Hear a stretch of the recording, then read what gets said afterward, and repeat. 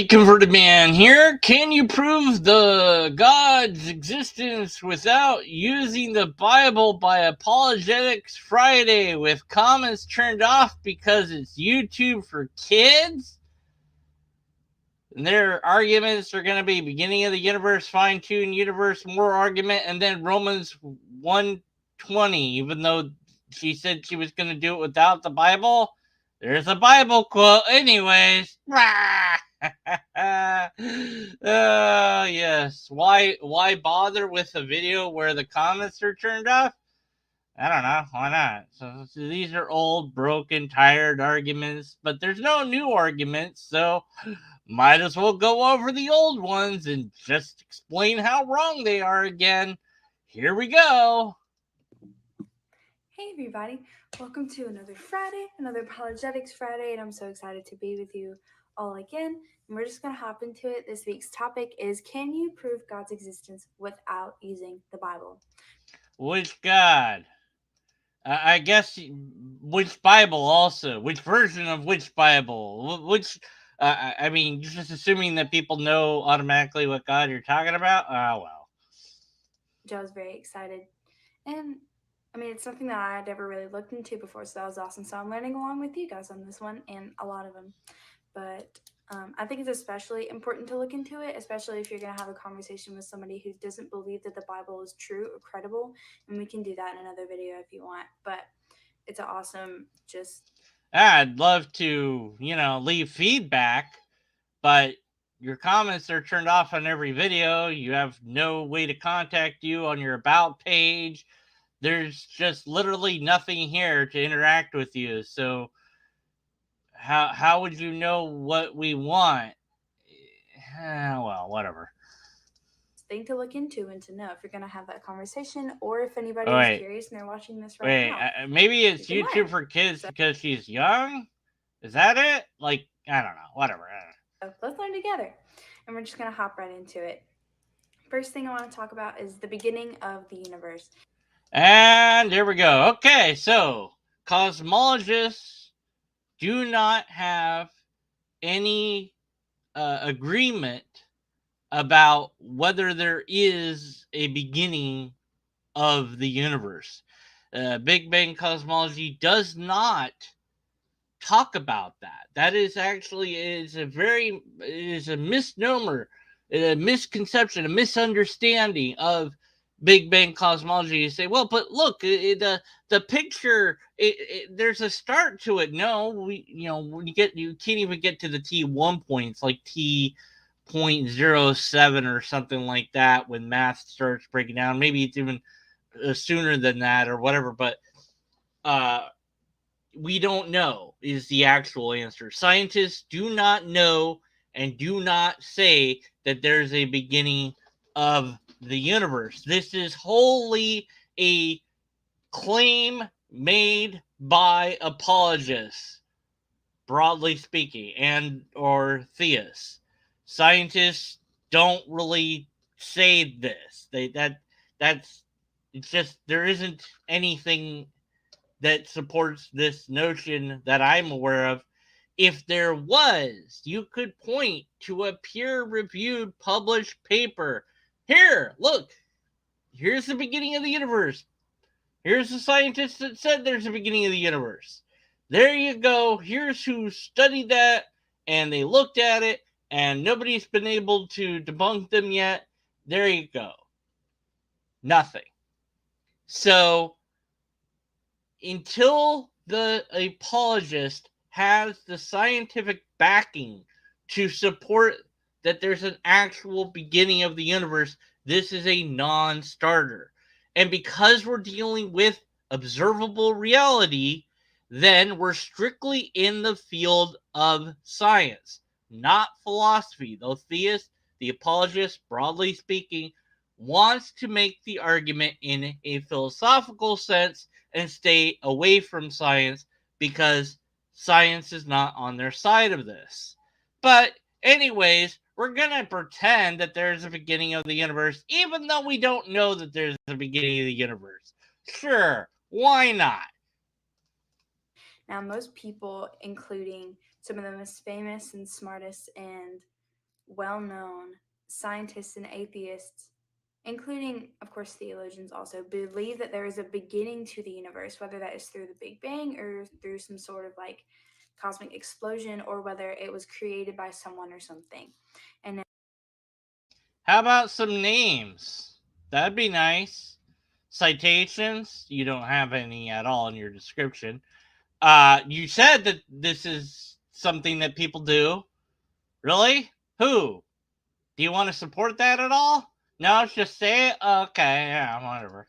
now we see that whatever created the universe must be spaceless, timeless, immaterial. And I say those three because whatever. Yeah, and these are asserted without any evidence at all to support their assertion.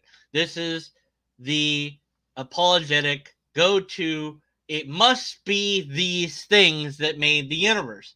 You have no way to know that, not even a little. So you say, okay, there's a beginning of the universe, and that beginning has to be the things that align with my God, because, well, I mean, obviously it has to be my God. It can't be a different thing. So it's got to be these things that make absolutely no coherent sense. So let me rewind and play the list again because it's worth going over in detail.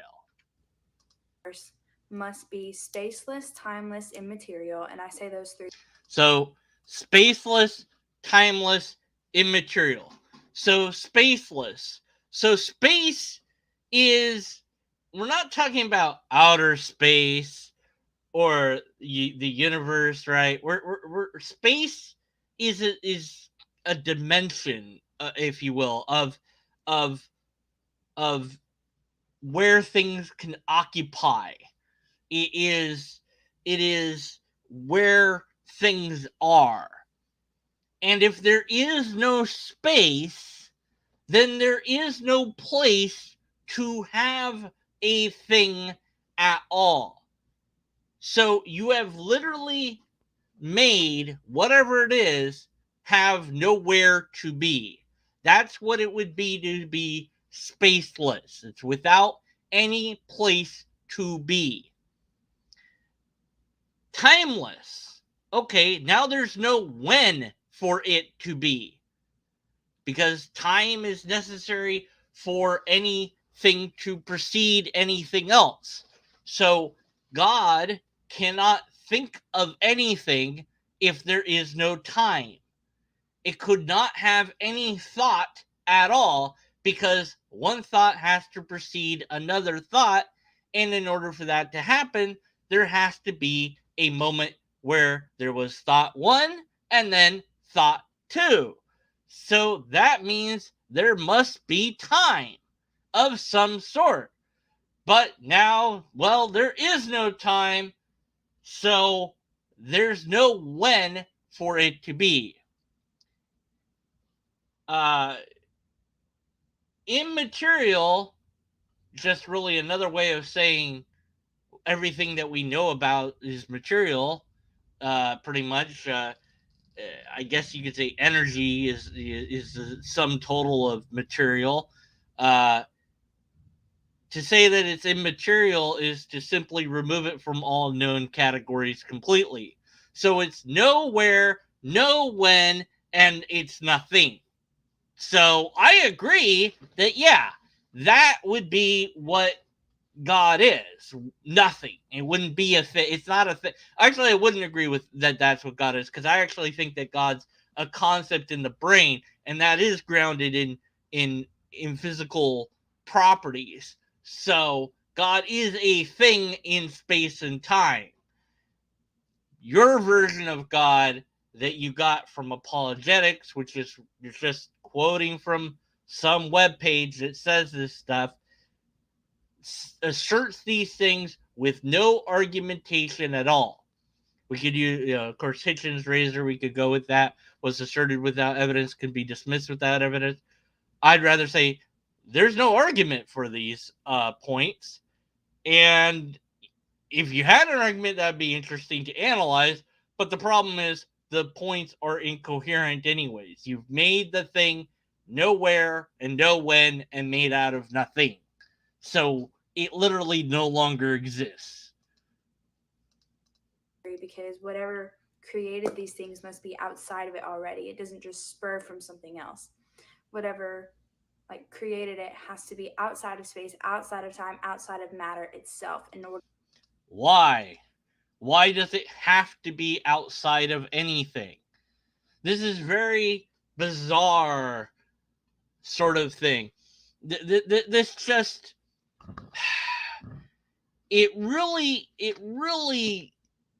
it's just an empty assertion, but I think it's simplistic thinking as well. Not to be insulting or anything. I'm not trying to do that, but I do think that that this is um, very much you know uh, simplistic thinking. So let me pull up MS Paint, because when I deal with difficult concepts, sometimes MS Paint helps me to get through it. So here I've got the universe. All right, yeah, I know it might not look like the universe that we're in, but it's the universe. Okay, so you're saying, all right, great, we've got this lovely universe, but you can't be in the universe because the universe doesn't exist yet. So you gotta be like somewhere outside of the universe, you know, because that's just you can't be somewhere that isn't yet because there isn't a universe yet, right? Because they think the universe has a beginning. Oops, that's not gonna turn out well. Okay, okay, so we hide the universe for now because it's not a thing. So you have this other thing, and they're like, okay, well, the universe had space and time and all that. So obviously, this other place can't have those things. So it's something else, and it has to be outside of that because it can't be it itself because it's not there yet. And then like, but what is it? It's nowhere because they said there wasn't space, and there's no when because there's no time, and also it's not made of anything, which means it isn't. So there you go. That's what you've got. That's what's left now is absolutely nothing. And but that's God, I guess. God's here, it's just God. There but God is these things that don't make any sense, and God is just like inside of God. Like God exists in God realm, and God realm doesn't have time or space or matter or energy or material or substance or anything that we're familiar with because it's the opposite of the universe, because it can't be anything like the universe because it's not. And then like, how does that work? I don't know, it just does. Are we going to prove any of this? No, of course not. We don't need to prove it.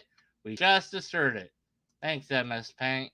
You always help me when I need to work through a complicated problem. All right, now let's get back to me eviscerating the video that has comments disabled.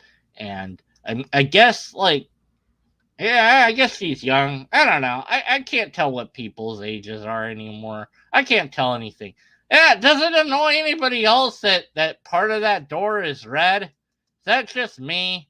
Look at the top corner of that one door. Paint your door. Make it fully red or fully white.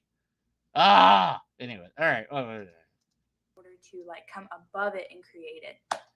So we also see that whatever or whoever created the universe is powerful because our universe is big and vast and ever expanding. Uh, well, but it wasn't when it wasn't a thing at all. Like before, like if you're gonna say the universe began, which like I said, you shouldn't, but whatever. Then it's like you've got this tiny, tiny thing and that's not very big. It's like not even a. It's not even not big. It's not even there yet. So it's tiny. So it's not big and vast yet. So why would you need lots of power? Why would you think there would be lot? And then where does the power come from? What do you mean by power? How does that work? No answer. Just it has to be powerful. Like energy? Are you talking about energy? Like no, what? Like the ability to do stuff? What do you mean by power?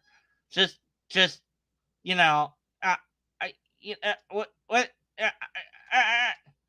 And that's a lot. Something and someone super powerful has to have had that power to be able to create it and make it the way that it is. Why? Just because you said? I mean, it's just pure assertion. That's all it is. It's like, it has to be powerful. Well, no, it doesn't. Why does it have to be? It could be very unpowerful. Like, oops, I squeezed together this little thing here, and it popped, and all of a sudden, oh man, it's expanding into a universe. What did I do? Oopsie. You know, maybe a giant stepped on a crack, and that crack was where our universe began. And you're like, oh, but that's crazy. It's like, well, how do you know? Actually, it doesn't have to be a giant because it's small. It could be a mouse. Or, come on, you know what I'm going to say. It could be a lobster. Yes, it could be a lobster that clawed at this tiny dot, and that's what started it all. Why not? It could be anything, and it doesn't have to be that powerful. But if you want it to be power, I have a power source. It's called energy. Energy already is a thing. And energy is just there. And it's doing like potential for stuff to happen. And so, in that state, this unsteady state of energy, you can get stuff to happen, like a universe. Now, I'm no scientist. Lawrence Krauss explains it in his book, Universe from Nothing. I don't know. I haven't read the book, and if I did, I wouldn't understand it anyways. But he explains it. I'm not going to be able to. Point is, doesn't have to be powerful, but if you want it to be powerful, you already have a power source, but it's not beyond time and space. It is this thing that makes everything else itself, which still is self-contained in a coherent way that would be somewhere and some when. But whatever, it's got to have power, and also and then now it has all this power, and so it's going to become very human-like in a bit here. And we also see that um, whoever or whatever created it is personal. And I Yeah, sure. Yeah, there you go. See, I told you. It's now personal. Why? How? How do you know that? Hello? Hello? How do you know that? How do you know that? Yes, they can. You don't know that lobsters can't exist outside of space time? Maybe not lobsters that we have now, but Lod is different. Anyways, yeah, what was I complaining about? All right. I say personal because whoever created the universe Man, had it quickly went from a whatever slash whoever to now it's a whoever. Yeah, great. Sure, why not? choose to make to create the universe the way that Uh, it is, because like gravity doesn't choose to pull things down, it just does. So whatever. yeah, well, I mean, kind of. I mean, it doesn't pull things down, it pulls things towards it, and everything has a gravity to it, including you. But I mean, that's kind of getting pedantic, but that's why I'm here, to be jaded and stuff. So, um, yeah, so yeah, so it can't just be a force of nature because it had to want to make the universe. Sure, whatever. Keep going with the broken argument. Whereas outside of that, whatever created that had to choose to make that and make it run the way that it does. Uh-huh. And to care and to create our life in the way that we live, in the way that we have what we need. Wow, that was quite the jump from the universe to us. I mean, I think you skipped a few steps there. And not everybody has what they want and need. So it doesn't appear that this thing really thought things well that through. It doesn't seem to have done that good of a job. Why put us on this small rock? Why not give us a sun that's younger than this sun? I mean, we have like a medium age sun. I mean, you could have given us longer. We only have what? A couple million some odd years before the sun, is toast and eats up the earth. Doesn't seem like it really cares that much about us. Ah, well, whatever. Accessible to us. And then again, intelligent. And we also see this because one, there's the powerful, there's the big, there's the vast, or the ever expanding universe and just everything that's out there, but also intelligent because the way that we live, the way that things work together in our worlds and in the entire universe itself, with all the planets and the suns and the galaxies and the stars, has to work together a certain way, and it's very complex. So there. Yeah, but you just said that gravity doesn't like decide to pull stuff towards it. Well, you said it wrong, but I corrected you. And the physics of the universe also they don't need anything for them to be a thing. So you don't really need that much intelligence to start the process going. And once the process is going, it goes quite well on its own. I don't think that it takes that much intelligence to get it going. I really don't, but I mean, I could be wrong. I don't know. I honestly don't know how much intelligence it would take, come to think of it. Uh, but maybe it doesn't require any intelligence at all because maybe it's just a natural phenomenon. yeah,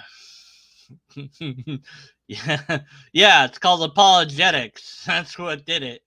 All right. Anyways, back to this, I guess. Therefore, whatever or whoever created the universe had to be intelligent. Uh-huh.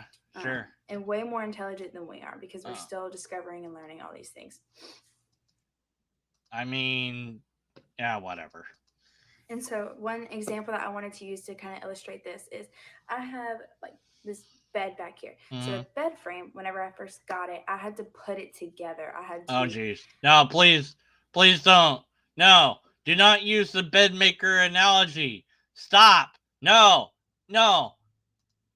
And I swear, if she says look at the trees, I'm rage quitting. Like take the screws and take the bars. Yeah, we got it. Yeah, beds are things that are made, but like anything could be a bed. Like you could lie on the ground and that's basically a bed. It's just whatever. Read the instructions and put each thing. Yeah, we get it. The analogy is bad. I didn't just shake the box and the bed frame came out like it was supposed to be. Yeah, well, it might. I mean, you can get a bed pre-assembled, but whatever. Everything had a certain position that it had to be in. Everything had a specific And now here's the question that you should ask: Would a good bed be one that had a nail sticking out of it that every now and again you bump into the nail and it hurts you? Would a good bed maker make a bed that had a nail that sometimes pokes you? No. Would a good bed maker make a bed that's kind of lumpy, that's not quite soft in some parts, or softer in others and harder in others, where some of the bed is completely not usable at all because it's made out of molten lava or water, and so you just can't sleep on that part of a bed? Would a bed maker that you would want to get a bed from that made such a bed be a very good bed maker? No. So that's kind of more appropriate towards the analogy of the world. There's not that many places humans can be. There's land, but we can't live everywhere. We can live a lot of places, but we can't live, well, I guess without a boat you could live on the ocean with a boat, I suppose, but without that you couldn't, and you certainly can't live under the ocean without technology to do so, but okay. And then there's lots of nails to poke yourself on. So it's not a very good bed maker. Anyways, continue. way that it was supposed to go. And me just shaking that box and having this sort of like, and them hitting each other didn't somehow create the bed frame to where it came out of the box already done and I didn't have to do anything. So we see that whoever or whatever created the universe had to intentionally make it the way that it is. Now, I want So the universe was intentionally made with black holes and supernovas. What were you thinking? Seriously, what were you thinking? You didn't have to make it that way, did you? Like, come on. And meteorites and asteroids that might hit us at any time? What's up with that? And then if you just go to the Earth, it's like you made all these different things that can kill us.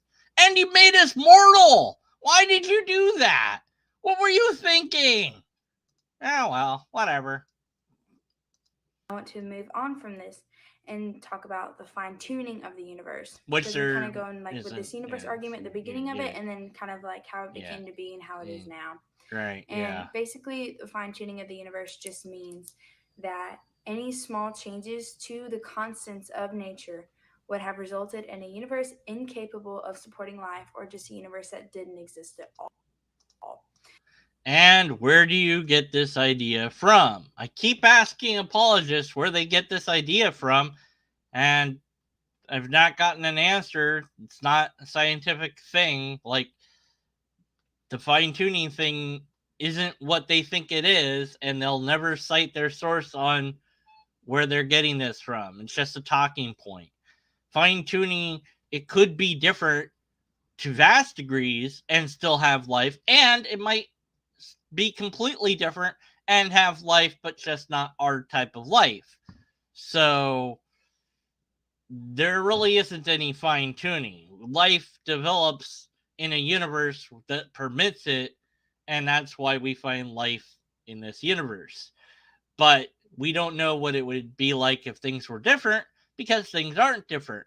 Now, if you want to make a computer simulation that can simulate the universe from the very beginnings to what it is now, and then change the constants of that universe and then run the simulator again so that we can see a different type of universe, that would be something. But nobody's done that as far as I know. So, what do we have for this? An empty assertion.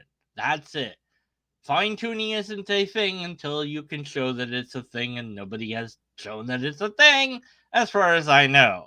Point out if I'm wrong in the comments below, or if you can't post a link because YouTube eats links, email me the links to scientifically peer reviewed published papers about this, because that's really all I care about as far as that stuff goes. Okay, back to the video. And that's a little wordy, so let me explain.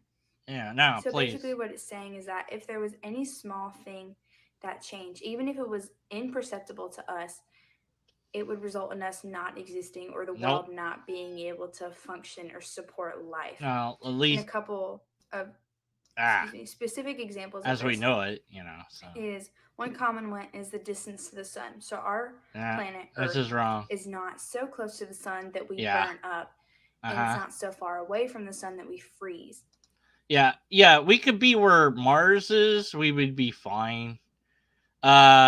Venus, I don't know that we could be that close, but we could certainly be closer, we'd still be fine. So there's plenty of room for margins of error. And also there's lots and lots of solar systems out there. This isn't the only one. Ah, The amount of things you have to And ignore. the Earth is just perfectly in its place. It doesn't float either way. It doesn't sway either way. It just stays where Yeah, it's called orbit. at to where it can support life for us. And then also from that we see okay, Jupiter. And I hadn't heard about this one until I looked it up. So Oh, this is pretty jeez. cool. So Jupiter is again way bigger than the Earth. We know that from just science. And Yeah. so Yeah, it's just science, you know. the way that it was explained in the video was that What video? Oh, you found a video. Jupiter Yeah. has this gravitational pull, and so Yeah. Jupiter like makes sure that we No, it doesn't. It don't doesn't make sure because it's inanimate and it doesn't have a will. like go towards the sun and burn up, but also not too much of a gravitational pull to where we're pulled away from the sun and we freeze.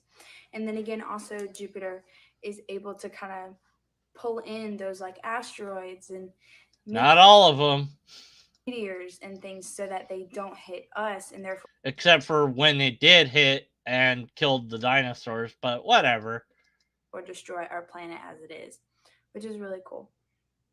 And so we see that fine tuning, it was specifically placed where it is with its exact gravitational pull so that it doesn't hit us, we don't hit it, we don't hit anything else.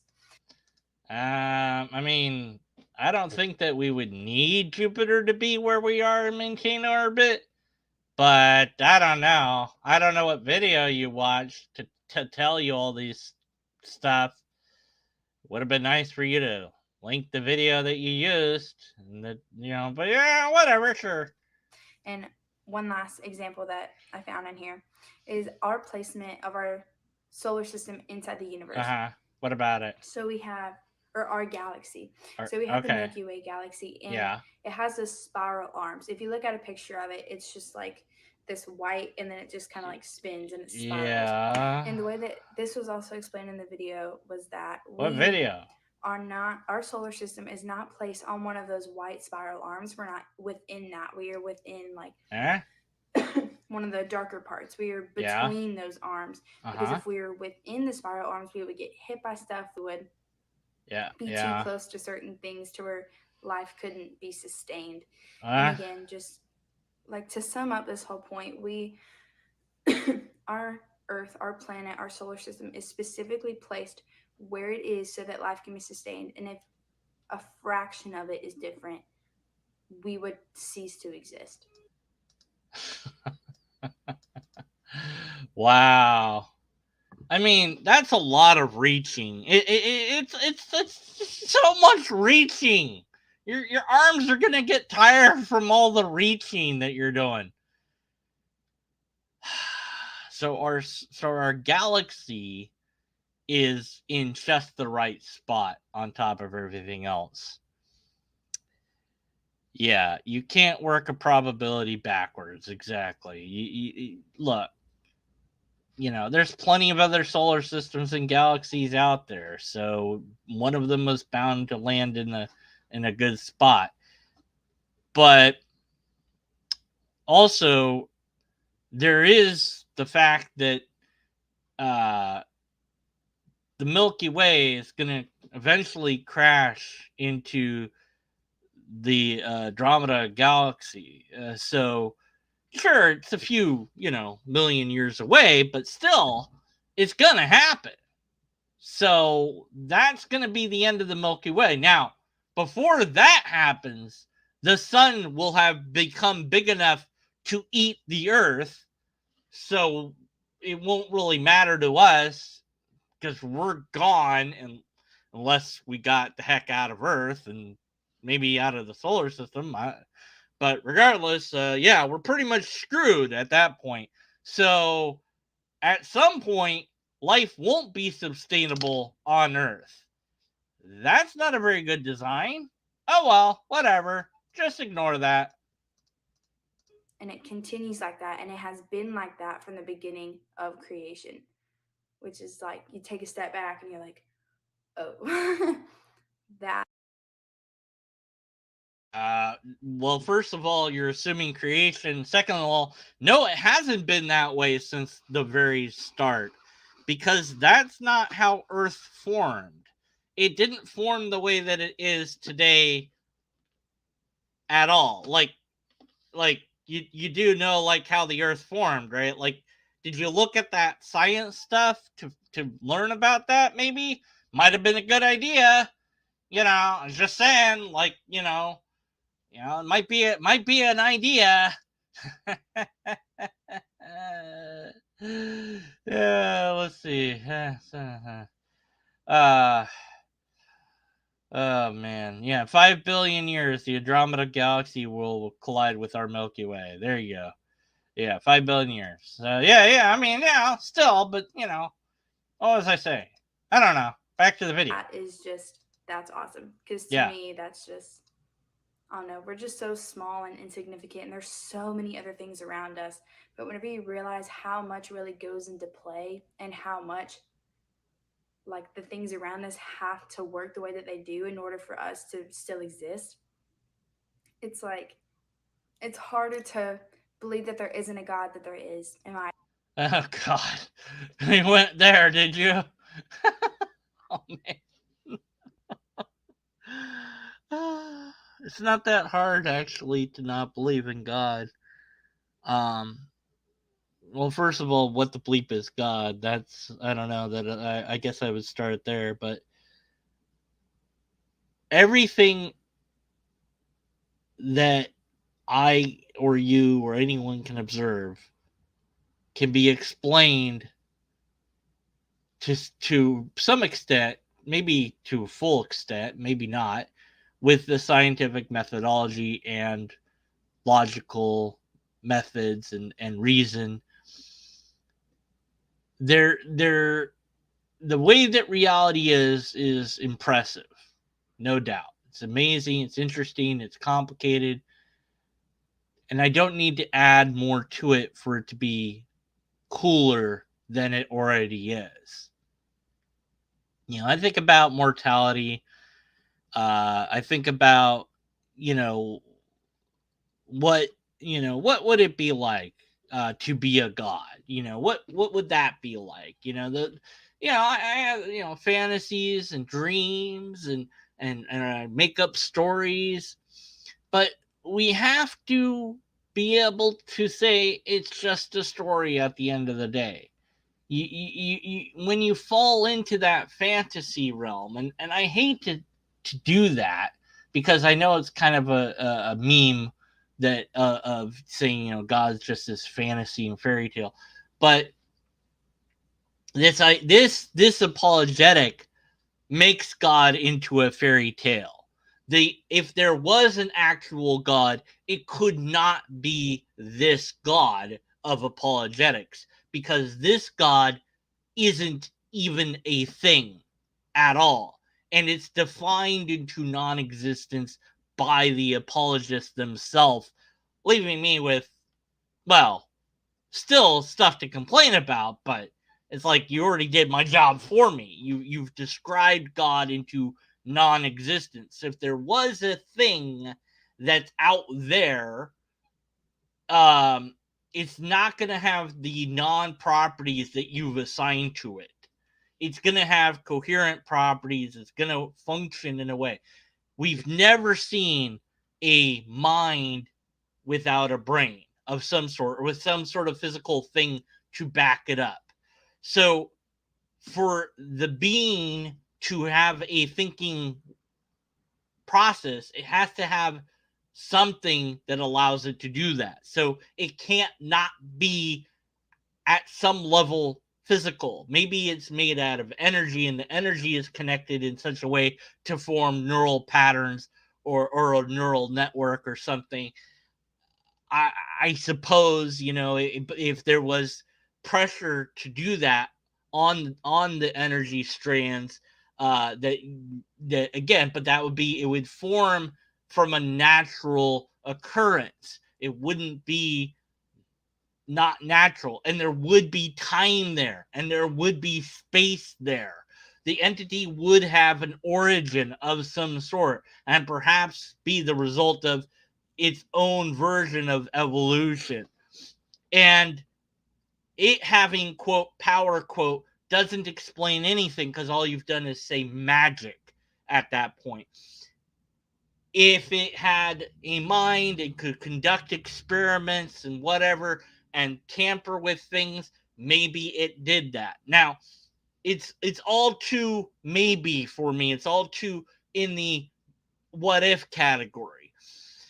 It's a little bit more grounded to think about humans making our own universe at some point.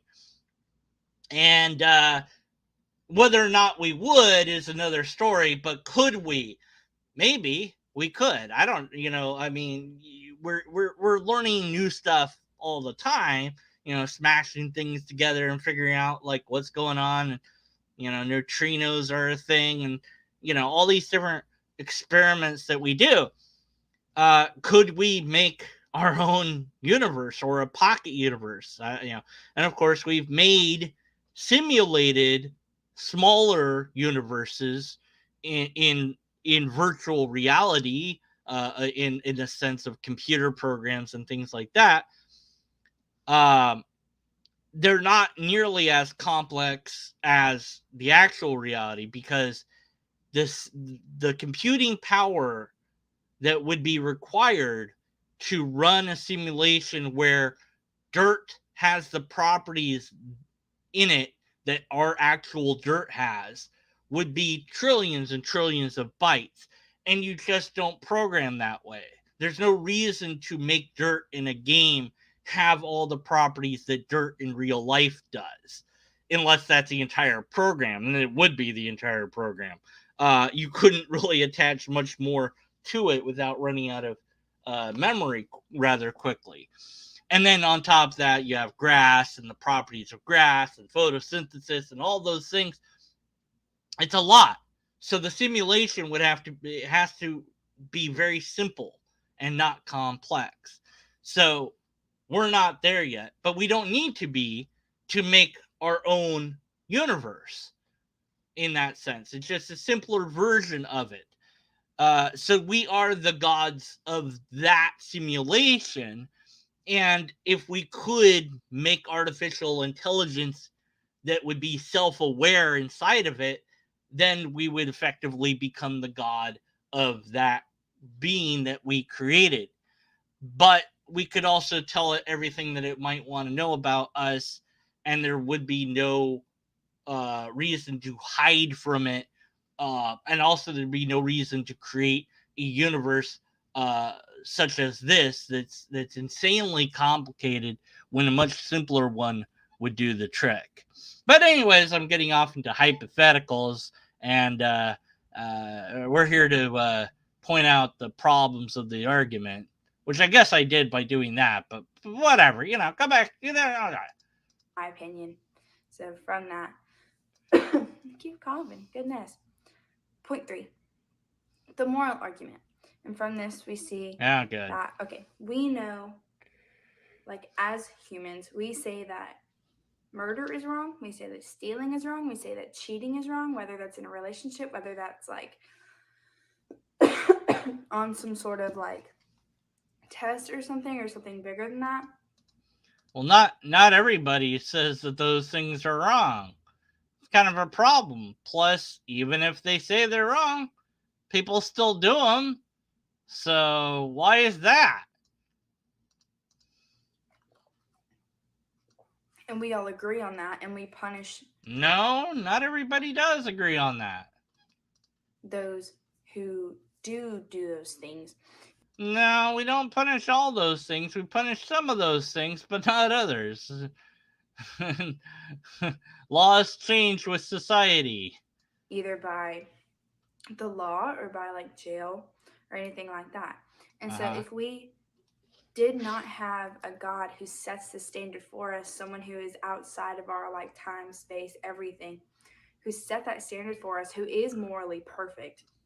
Okay, so yet another assertion without any backing at all. What ethical system would God have?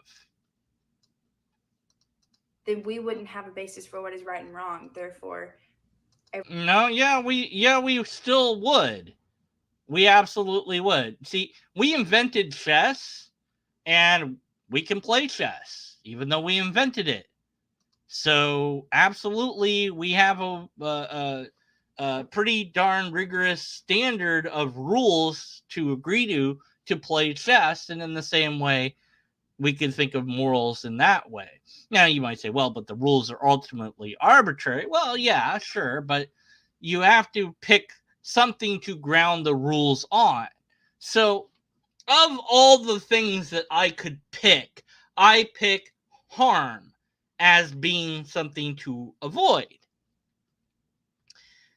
Because, well, I don't like harm, and I also recognize that other creatures don't seem to enjoy harm. And I can quantify what's harmful. And I can also quantify what is needless harm versus what's needful harm. If I just cut you in the stomach, that's needless. But if I have a scalpel and I make an incision because I'm a doctor, because I'm trying to get to something that I can't get at any other way, well, then that's a needful harm. And we try to lessen the amount of harm to the most degree that we can and maximize the non-harm that we can. The most amount of good for the most amount and the least amount of harm to the least amount. And that's pretty straightforward. And once we have that grounding, everything can flow from that. And none of that needs a deity at all. The problem, one of many problems with DCT, which is what you're using, divine command theory, is which God? And if you think God tells you to do something that you think is wrong, then you have to do it. And it doesn't matter if you think it's wrong. So this is codified in the Bible. Abraham is tested with his son, Isaac. Go sacrifice him. Abraham doesn't say no. He's like, okay, I'll do it. And he goes and gets ready to do it. And he's about to do it. And then God substitutes it out. You were faithful to me. You don't have to kill him. Well, that's a bad moral stance because it makes the argument that might is correct, that the God can tell you to do anything and you have to do it. And it would have been a far better story, at least morally speaking, had it been God said to do it, Abraham said, no, that's wrong, and God rewards him for recognizing that it's wrong to do it. Of course, God is still bad for tricking Abraham in both cases, but he's a little bit less bad in the second case because it's more of an actual test. Whereas the first case, he actually wants him to kill the kid to prove that he is faithful to God, even though God already knows that he's faithful. So it's really to prove to Abraham that he's faithful, even though Abraham already knows that he's faithful. So I'm not really sure why the scenario happens, but that's the story and it doesn't really matter. But it's a bad moral code. If you think God says to do X, you do it. And people have. People have killed because they thought that God wanted them to. People still kill because they think that God wants them to. And which God said what and what God means by that is all up to human interpretation, making it just as subjective as anything else. Another problem is, unlike secular morality and secular ethics, you don't get to question God. Once you think that God said it, that settles it. You shouldn't wear mixed fabrics, period. End of story. That's the rule. End of story. You have mixed fabrics on. Well, we have to drag you to the edge of town and stone you to death. And you can't say, well, but no, that's the Old Testament. No, you don't get to say that. Jesus also said the law is not, dead. The law is still in place. Of course, he also said the law is fulfilled. So you got a little bit of contradiction there, but whatever. That was moral, absolutely moral, to drag people to the edge of town and stone them to death, according to Yahweh. That is absolutely moral and justified. But in my book, not the I don't have a book like that, but in my view, I should say, it is not justified to drag people to the edge of town and stone them to death for any reason at all, let alone because they had mixed fabrics on. Everything that I just named would be okay, but therefore, like, we say that those things are wrong because we have that moral standard. Yeah, and we got that moral standard from our upbringing and the culture that we're in, and maybe a little bit of it from evolution as well. And I don't know what's up with me today, guys. It's fine though. Yeah, And just from that. yeah, maybe the other God that's really God is punishing you, and it's also affecting me because my voice is starting to wear out. But that's probably because I've been talking so much. I'm not going to stop talking. Just I mean, whatever. I mean, that's basically just that point. Is that if we didn't have a God who set the moral basis for us, anything goes. Oh no! Appeal to consequence. Is okay. But, and actually, with the Yahweh God, with Christ and all that of forgiveness, anything goes anyways, because you are forgiven for whatever you do. So anything does go. So yeah. No, well, whatever. But obviously, not everything is okay. Or how we handle things. And I wanted to wrap this video up with a Bible verse. And but you said that the thing was called that you said to do it without using the Bible. And now you're gonna use the Bible? I don't care. And then you're clicking a pen. Why are you clicking a pen?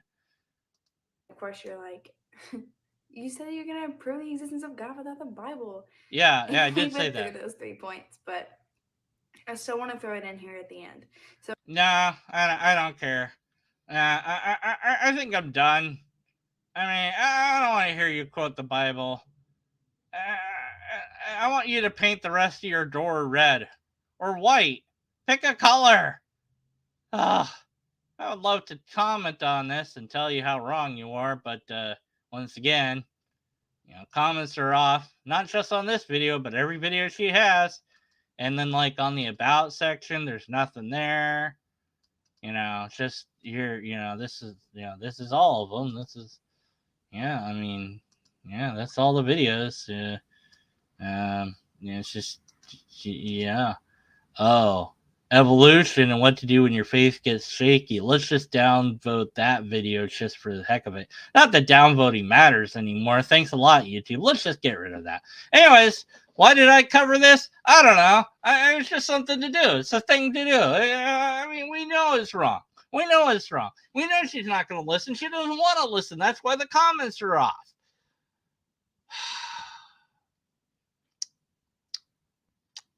But I want to listen to you. I want to be kept on my toes. Now, a couple days ago, whatever it was now, I might have been wrong in an argument that I might have made. And people pointed it out.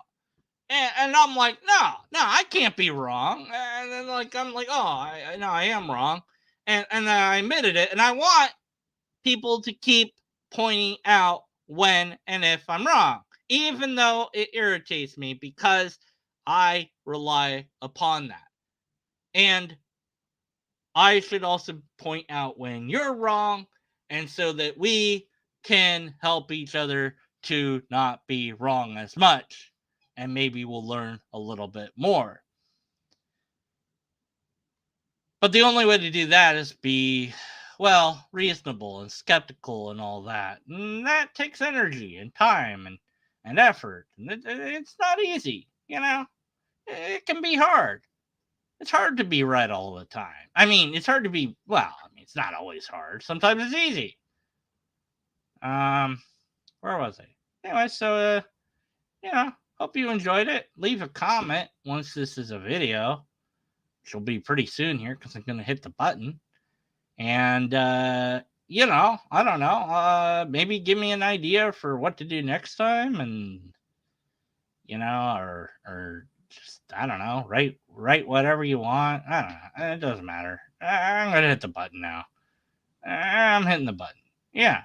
Oh, there's another button. End the broadcast. Not yet in broadcast. Well, I said I was gonna, so I'm gonna. And don't worry, I haven't forgot about reviewing that stupid movie. Just don't want to watch it, so I've been avoiding it. So I'll get to it eventually. Maybe nobody really cares. So that might be possible.